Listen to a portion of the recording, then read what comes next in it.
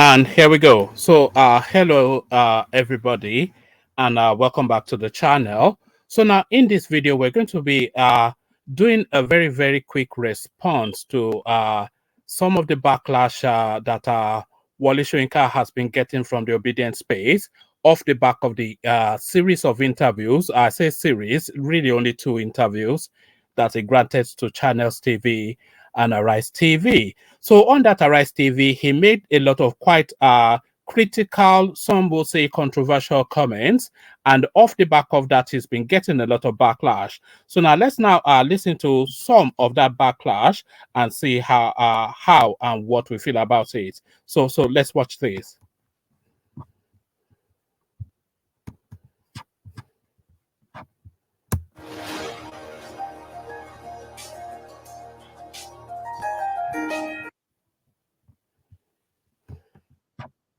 You're welcome back to the morning show here on Arise News. Nobel laureate Professor Wale Soyinka has challenged the vice presidential candidate of Labour Party, Datti Ahmed, to a public debate following. All right, just to pause it there for a moment, I think this is a wrong and also a poor move on the part of Professor Wale Soyinka to be challenging somebody like Datti to a public debate. But so is giving that guy, Datti Baba Ali, is giving him more oxygen of credibility than he otherwise should have. You know, so somebody of Wale Soyinka's both international acclaim and national prestige are giving this guy a mention. It brings his name to prominence because if you are inviting him to a debate, then you are almost equating him intellectually to somebody that you can spar with. And I'm not quite sure that Wale Soyinka should have elevated Ali Datti to that level. So I think that invitation to a debate even is a. I think the prof should have just had his interviews with those channels and just left it there. So he should not be responding to all of these wildlings from the obedience space launching at him. No, but I think that was a mistake. But let's listen on. In the criticism trailing his condemnation of Baba Ahmed's recent denouncement of President-elect Bola Tinubu, the judiciary, and Nigeria's democracy. Soyinka, in the piece yesterday titled Fascism on Course, also addressed the censures he is receiving from Obedience, the supporters of Peter Obi, Labour Party's presidential candidate, declaring that the seeds of fascism in the political arena have evidently matured. Baba There is no doubting that this election now has now taken a very, very tribal connotation. And that tribal connotation, curiously, is a southwest, southeast connotation with the north just looking in. So what's she called? This lady now, Chimamanda Adichie, she just featured in that clip there.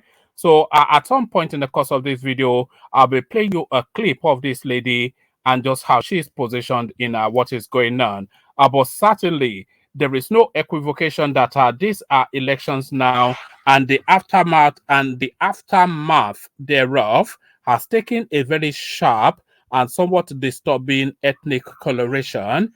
And the curiosity is that the ethnic chasm is actually between the southwest and the southeast. But let's listen on. Ahmed had, in an interview, stressed that whoever swears in Mr. Tinubu as president has ended democracy in Nigeria. Last Wednesday, Soyinka had denounced what he called the menacing utterances of the vice presidential aspirant as unbecoming, adding it was a gladiatorial challenge directed at the judiciary and by implication the rest of the democratic polity. Chris Nwokobia is convener, Country First Movement, and spokesperson of the Obedience Presidential Campaign Organization. He joins us at this point to respond to some of those issues, those emerging issues, including this week's purported suspension of Julius Habure as national chairman of Labour Party and his replacement with one Lamidi Apapa. Good morning, Chris. Still, it's my pleasure to be Good to have you in the studio. I mean, we've only been speaking with you here digitally, but good to have you in the studio. The pleasure is mine. All right. There are issues with the Labour Party. It looks like you guys are under siege, and there are two main issues. I don't know which one you would like to start with, but of course, it's the issue on the one hand of what is looking like a turmoil within the Labour Party. Julius Abure, because of a certain court order, has been removed, as the chairman. And we have Lamidi Apapa there, saying that is now the acting chairman, on the strength of the court order. There's also the issue of, you're dealing with Professor Wole Soyinka on the one hand, you're dealing with Lai Mohammed and the federal government on the other hand. Is this about the fact that you have gone to court, or that you are saying things that some of your members are not expected to say? Steve, clearly it's about the jambalaya of issues. When I discuss these issues about the events of the past 1 week, I laugh, for two reasons. The first is that you remember that praxis, the witch cried last night. Sorry, I'm going to be skipping in. I'm going to be skimming through because I only really want to address commentaries about Wole Soyinka. I'm not especially interested in what this spokesperson has to say, especially about other issues, but specifically about the Wole Soyinka space. So if he doesn't address it immediately now, then I'll skip through just to find the spot that he does address it. The child dies this morning, and you're left with your conjectures. And I've said repeatedly that some folks, some brothers and sisters of ours, have murdered sleep, so they can sleep no more.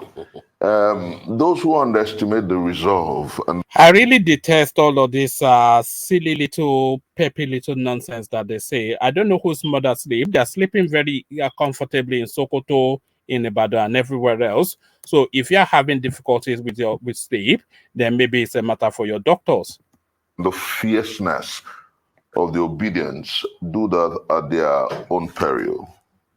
Clearly so, because for so long we live in a country that has left the issue. Sorry, I cannot bear.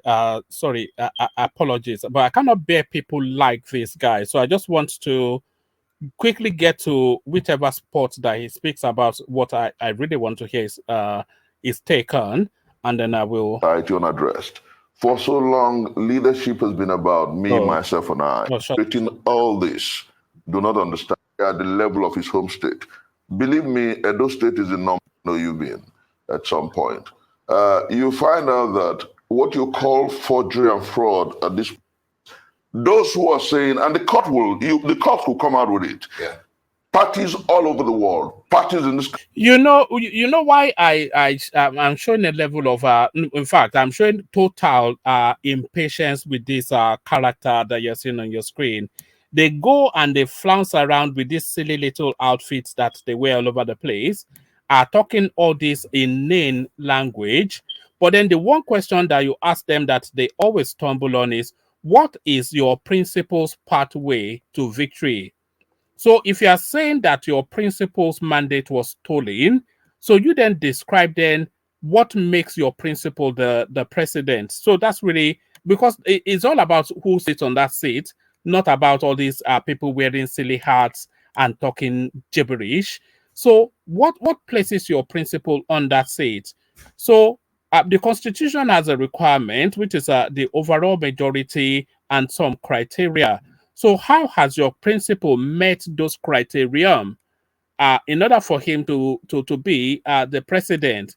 So this is something that nobody has been able to explain, but they just go around all of these studios, making just this vacuous, just inane sort of commentary, just trying to irritate people, feeling that they have seized the moment because the government doesn't want the country to, they don't want to shed blood for this election, and they don't want to go heavy-handed for this election.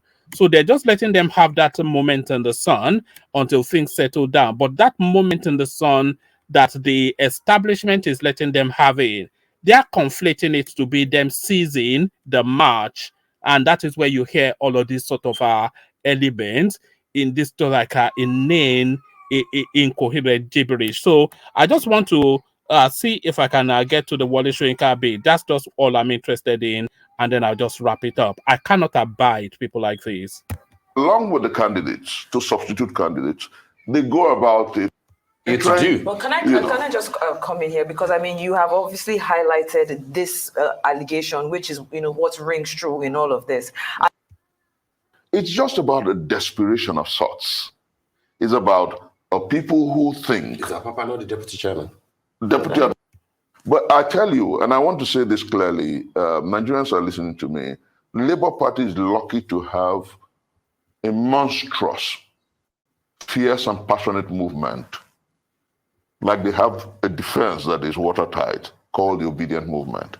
Most of us are not members of the Labour Party, but we're defenders of the mandate of Peter Gregory Obi. And we're fierce. Yeah, but what is that mandate, though?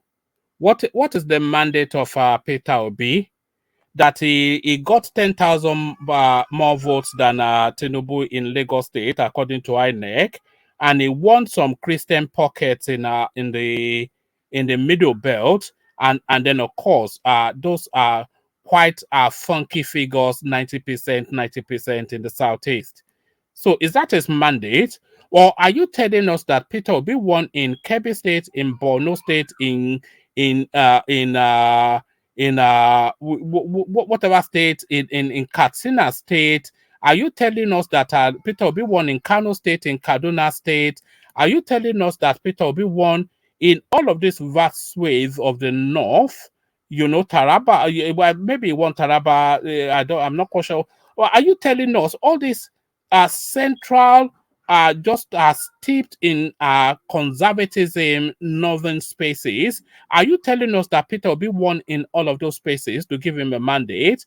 Or are you telling us that Peter Obi won in Oyo State, in Ekiti State, in Ogun State, in Osun State? So where exactly is this mandate coming from?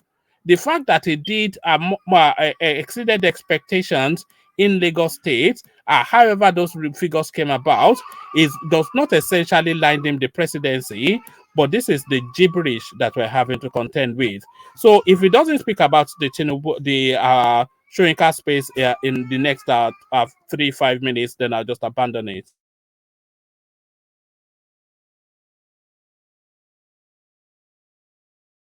We're intellectually sagacious. We're good at the internet. Chris, we're good at PR management. Are you not bothered that the movement may be losing a few key people who probably believed in the candidacy of your candidate, but then they feel that, one, he has lost the election, but he has gone to court. Let's wait and see what the court will decide. And two, they feel that the style of the obedience, especially online, on Twitter especially, it's not just, it's not civil, it's not decent enough. Are you worried that somebody like Professor Wole Soyinka, who by his own confession, had a thing going for Peter Obi and declared, publicly that he didn't want, either of the two candidates, Ashwaji Bola Ahmed Tinubu, who has been declared winner, and Atiku, because of the age bracket and the political class that they belong to. But then he's saying that because Obi is not able to call his guys to order, people might be disappointed in you. Steve, let me say this. There's something about the universe that's absolutely exciting and interesting. The first time we really had a debate on this, it was with you on air. I remember I used the word that the obedience are not unruly. They may be fierce, but not rude. And interestingly, we're back on it.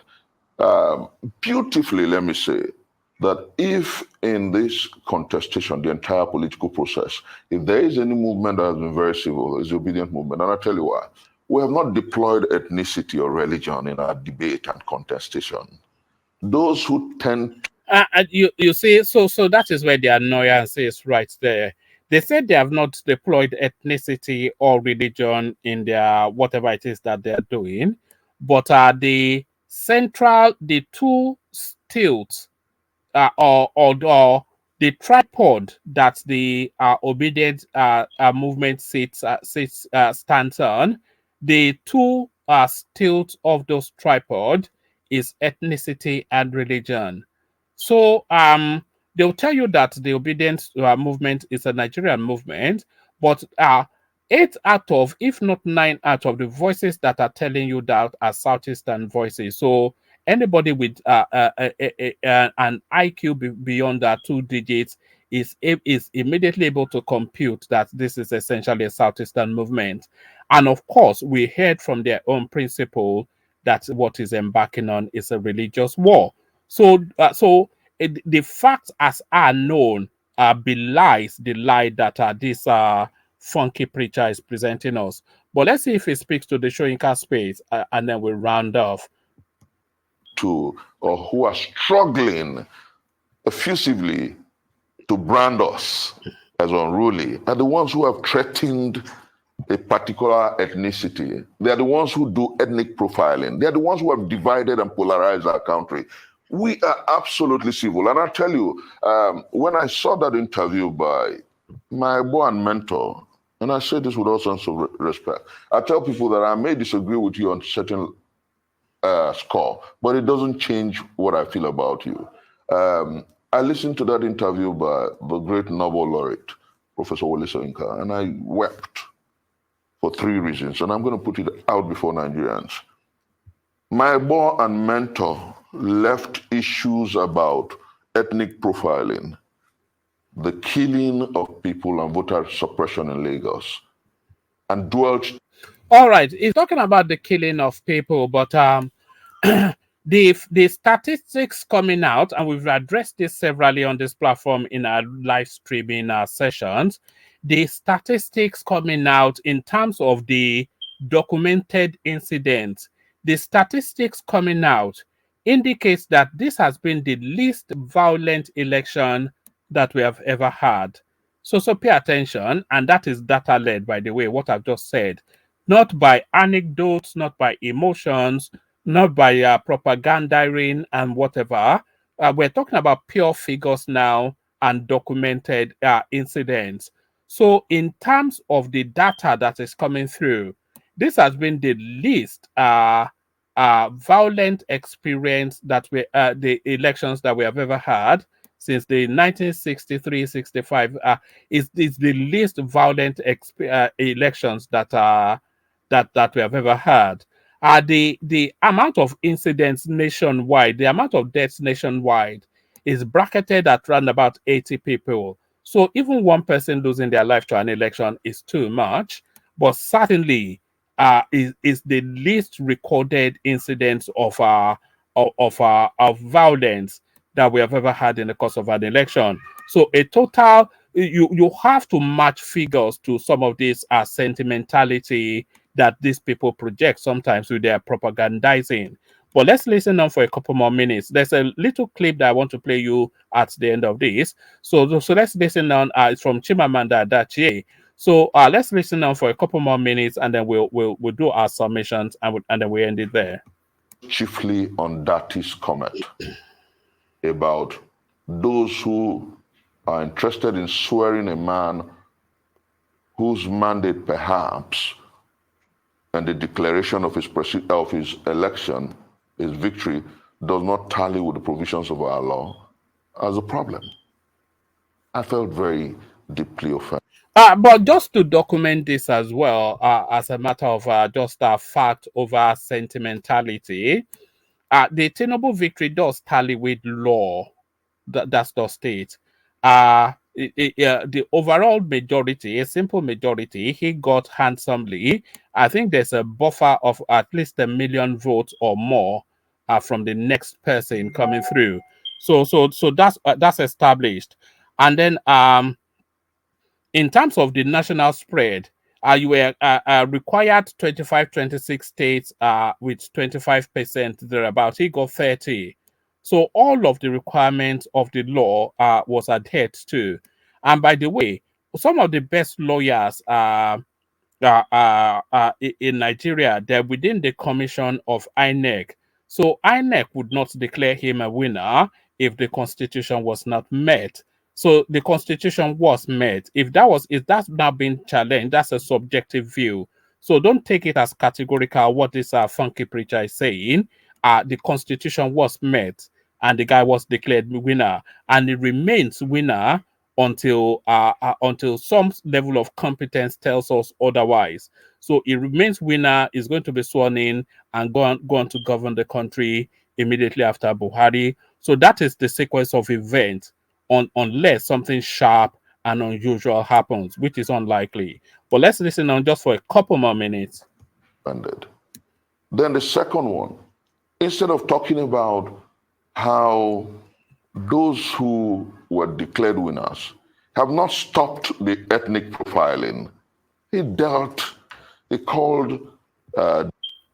But what is this ethnic profiling, by the way? Because I don't see any ethnic profiling going on anywhere in Nigeria. I think the country is desperately eager to settle into normalcy, but there's a particular section of the country that is agitating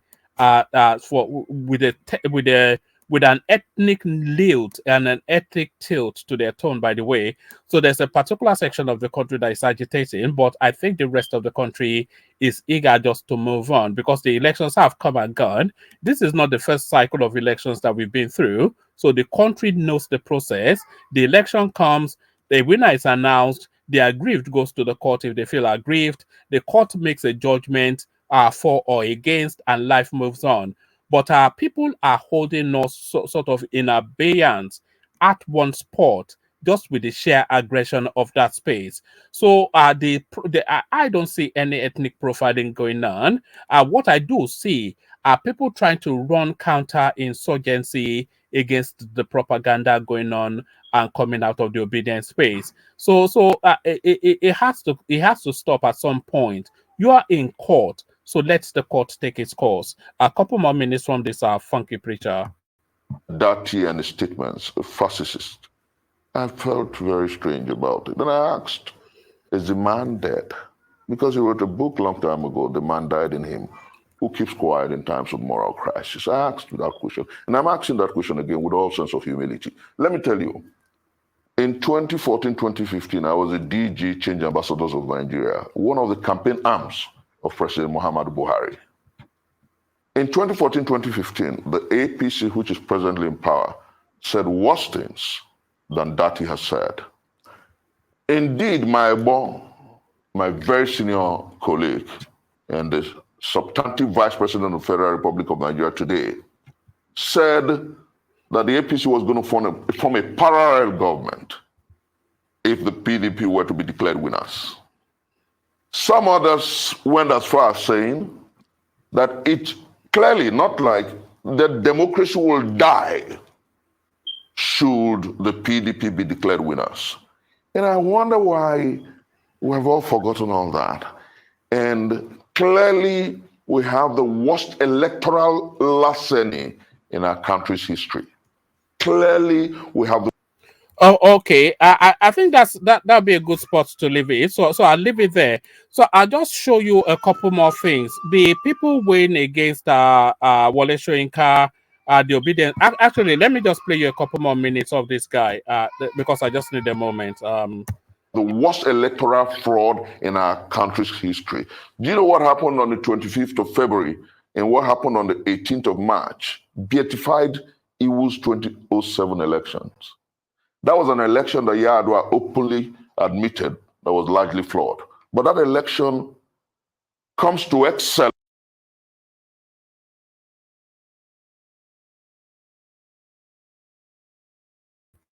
All right. I think that's a good spot to leave it. I tire of the guy, and I'm sure you tire of him as well. But let me just show you a couple more things. The people weighing against Wole Soyinka, I want to put an age bracket to them.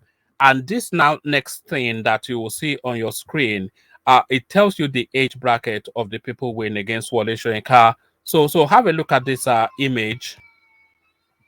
So now, what you're seeing on this image, this is Wole Soyinka in 1969.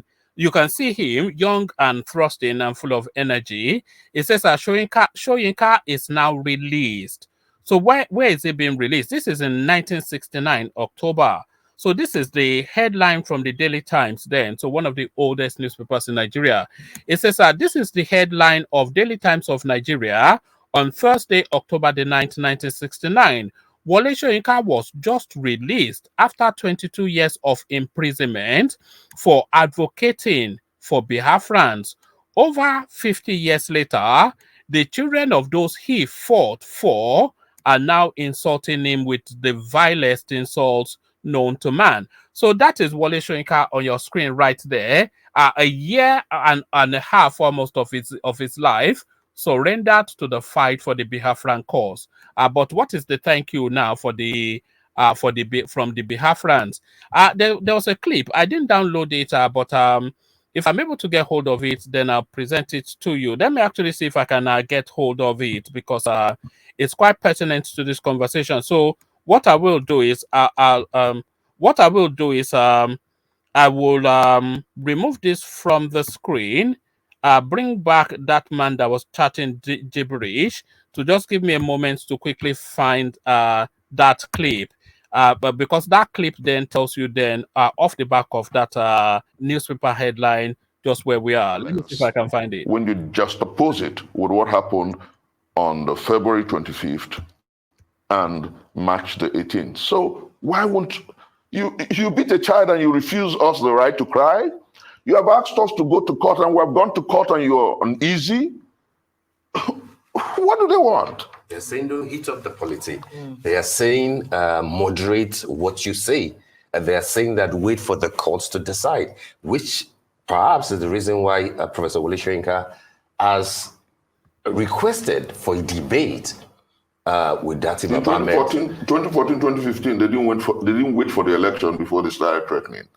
Do you think that the running mates to the candidate Datti Ahmed will take up that offer from Professor Wole Soyinka? Oh yes, the list he will, and effectively so. The list of the obedience can take up that debate and do profoundly. And I know Professor Wole Soyinka, I know his mind. I know he won't go for that debate, because the point is, history is replete with facts and figures. Do you know, with all sense of respect, some of us see him as our mentor, because he understands the fact that disobedience of an unjust law is indeed the greatest respect for the law.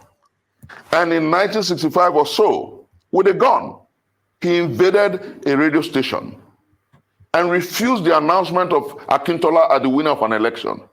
History is such a beautiful spectacle. And I think that I implore my boy and the esteemed laureate to understand. He was a young man then. And so oblige the young people who are saying that on the mandate given to Peter Gregory Obi by the Nigerian people, they stand. Look, let me say this clearly. If you notice, Steve, a few weeks ago, about 5-6 days ago, about 7-8 days ago, you suddenly noticed a resurgence of militancy and banditry across our country.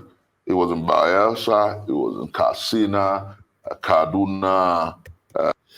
All right. The clip that I want to download the clip that I want to play to you, it will not download. Let me just give you one more chance to see if it does. The clip, because there was a clip actually put out by the obedience space in response to Tinubu. It won't not to Tinubu, but to Soyinka. It won't download. So let me just abandon it, because, like I said, I don't want this video to stretch a lot further.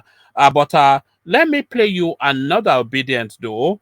A more intellectual obedient, but nevertheless, the tone and texture remains the same. So watch this as we round off. The basis of my support for Peter Obi is because I think that he will make a very good president. I'm an Igbo woman, and I am proud of him in the way that one is proud of a person who has achieved something and who also happens to be from one's place.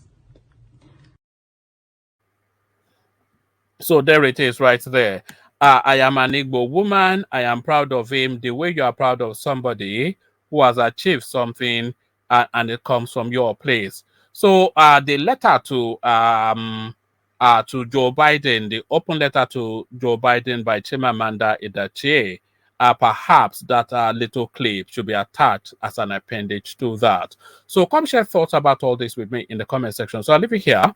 Carry the conversation on with you in the comment section, but here I say peace.